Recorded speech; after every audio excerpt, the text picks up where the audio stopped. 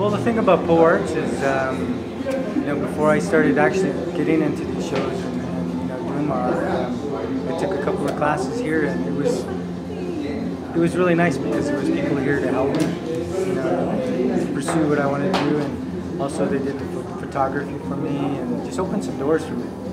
So, you know, just to give back is more than me. Now I'm sketching out my next project for the next semester. I'm going to get a close-up on it. Wow. Oh. So do you have a favorite style or technique in the jewelry? Or I like doing mosaic, piecing together different stones, basically the precious stones. See my precious stones? Serpentine, pipestone, turquoise, mother of pearl. So I'm supposed to be doing a rivet, our demonstration.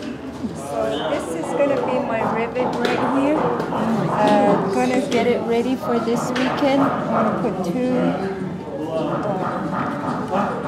me see, one of these ones right here with the little holes in them. I'm going to cut it about this tiny, and then that's going to go in here. So I'm going to get it ready because it has no soldering, it has nothing to do with soldering. So because the winter market where it can't be soldering, so I'm going to be doing rivets, and it's going to be easier for me to do it. will it be your first winter market? Yes. Were you in the Swaya show this summer? Yes.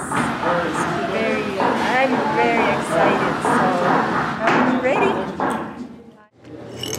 I am working in a pin. It's going to be iron. Very nice. Yeah. And right now I'm using an iron, pure iron. And from here I'm going to make the pin for holding it. And I'm going to set a stone. Oh yeah, I see.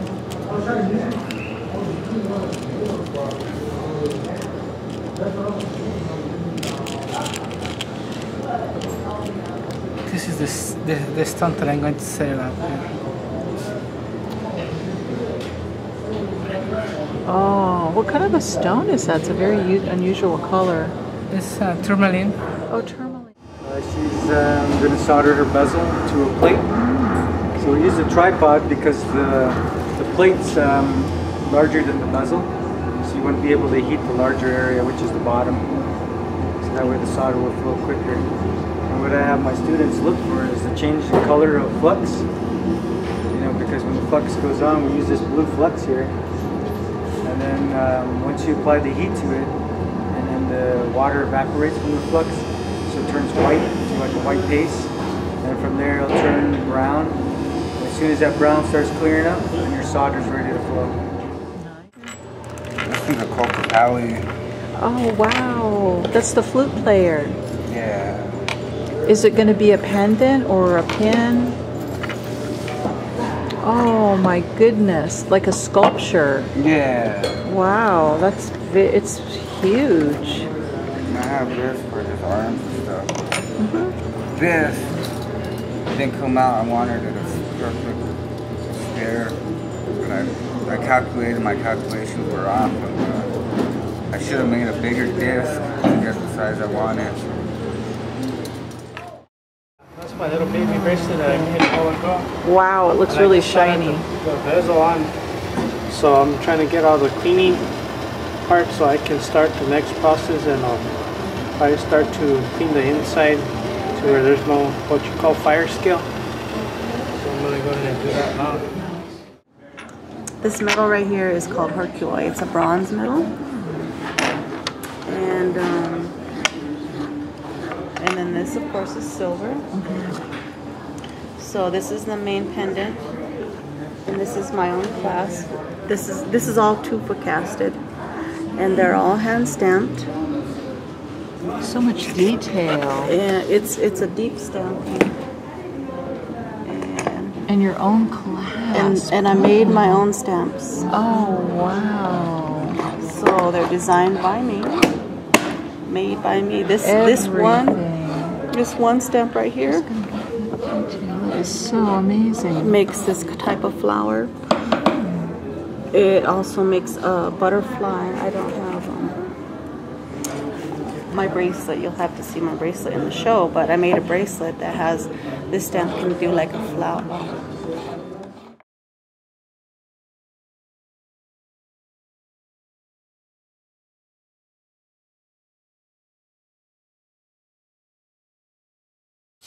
Here we work mainly with limestone, alabaster, and some marble. Marble's pretty hard. The advanced students work with marble, but alabaster is soft. Limestone is soft. You start with a block. Doesn't have to be a block. It could be an odd-shaped piece. And you start taking stuff away. And in the beginning, you take big chunks away. This lady is doing a portrait bust of her mother. So we started with a big block. This is limestone, and the first things we did was to remove the big pieces, so you can see this is where the head will be. This will be the shoulders. You know, the chin is here. So what she has to do now is with a chisel. You can only go so far with a big saw, and then as you refine, then she'll come in here and start cutting the profile away. We have a picture of her right there.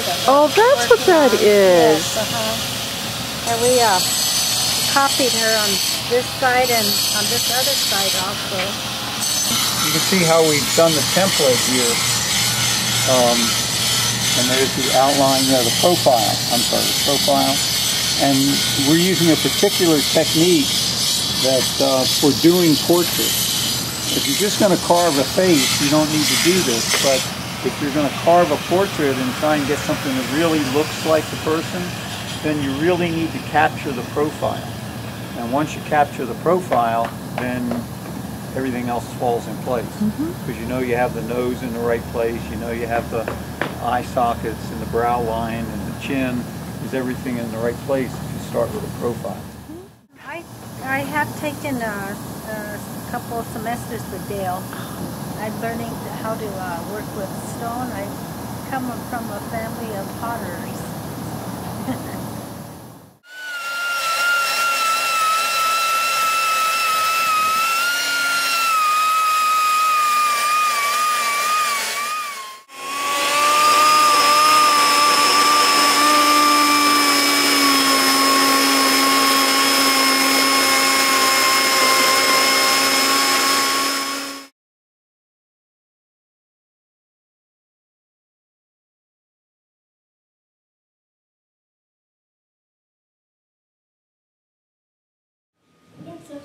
He was. Without using the pookie, of course. You know what? We're lying back.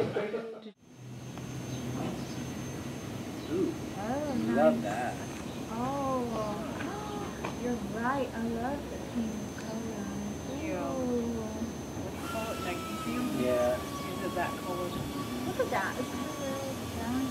Yeah, Nice. kind of brown. Yeah, Goldish, goldish yeah. color. A gold color. And you just put that on right before we got Yeah.